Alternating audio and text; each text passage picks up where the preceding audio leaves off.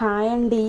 నేను ఈరోజు మన ఇళ్ళల్లో అందరి ఇళ్ళల్లో అన్నం ఇలా మిగిలిపోతుంటుంది కదా, నైట్ చేసుకుందో లేదో పగలు చేసుకుందో అన్నాన్ని అయితే వేస్ట్గా పడేయకుండా నేనైతే ఇట్లా డిఫరెంట్గా ముడి చింతకాయ పచ్చడి ఉండిద్ది కదా, దాంతో వెరైటీగా రైస్ చేస్తున్నాను. ఒకసారి చూడండి, చాలా బాగుంటుంది.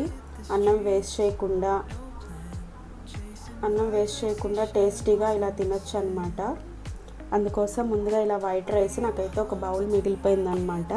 దీన్ని వేస్ట్ చేయకుండా నేను రైస్ చేసుకుంటున్నాను.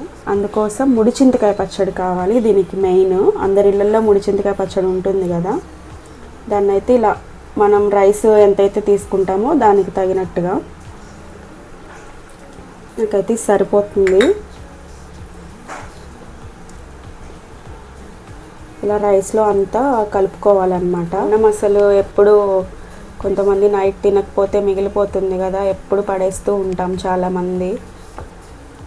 పడేయకుండా ఇలా ఒకసారి ట్రై చేసి చూడండి, బాగుంటుంది.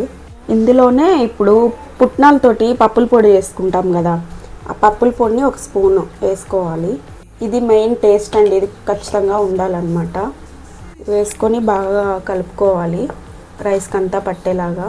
ఈ విధంగా అయితే రైస్ అంతా కలుపుకొని పక్కన పెట్టుకోవాలి. ఇప్పుడు దీంట్లోకి తాలింపు వేసుకోవాలన్నమాట. అందుకోసం ప్యాన్ పెట్టుకొని అందులో ఒక టేబుల్ స్పూను నెయ్యి వేసుకున్నాను, కొంచెం ఆయిల్. ఓన్లీ నెయ్యితో కూడా చేసుకోవచ్చు.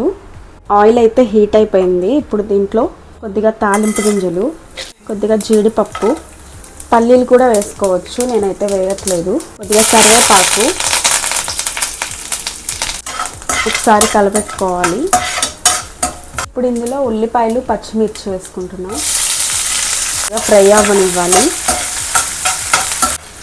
టేస్ట్ చాలా బాగుంటుందండి, ఒకసారి ట్రై చేసి చూడండి మీరు కూడా. అలాగే ఇప్పటివరకు ఎవరైతే సబ్స్క్రైబ్ చేసుకోకుండా చూస్తున్నారో సబ్స్క్రైబ్ చేసుకోండి ప్లీజ్ అండి, సపోర్ట్ చేయండి. మీకు నచ్చితేనే సబ్స్క్రైబ్ చేసుకోండి, లైక్ చేయండి, షేర్ చేయండి. మీ ఇళ్ళల్లో అన్నం మిగిలిపోతే మీరు ఏం చేస్తారో వేస్ట్ చేయకుండా కామెంట్ చేయండి. ఈ రెసిపీ అయితే నాకు మా వదిన చూపించారనమాట. ఒకసారి వాళ్ళ ఇంట్లో చేశారు, మా అక్క వాళ్ళు కూడా చేశారు, చాలా బాగుంది. ఇప్పుడు ఇందులో కొద్దిగా పసుపు వేసుకుంటున్నాను, కొద్దిగా ఉప్పు వేసుకుంటున్నాను. చింతకాయ పచ్చళ్ళు ఉప్పు ఉంటుంది కదా, చూసుకొని వేసుకోవాలి.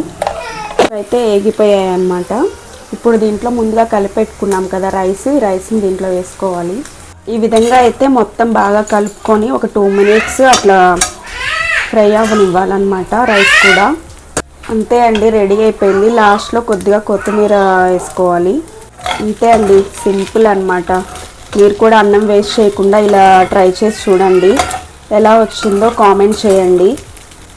సబ్స్క్రైబ్ చేసుకోండి, లైక్ చేయండి, షేర్ చేయండి, మా ఛానల్ని సపోర్ట్ చేయండి. థ్యాంక్ యూ అండి.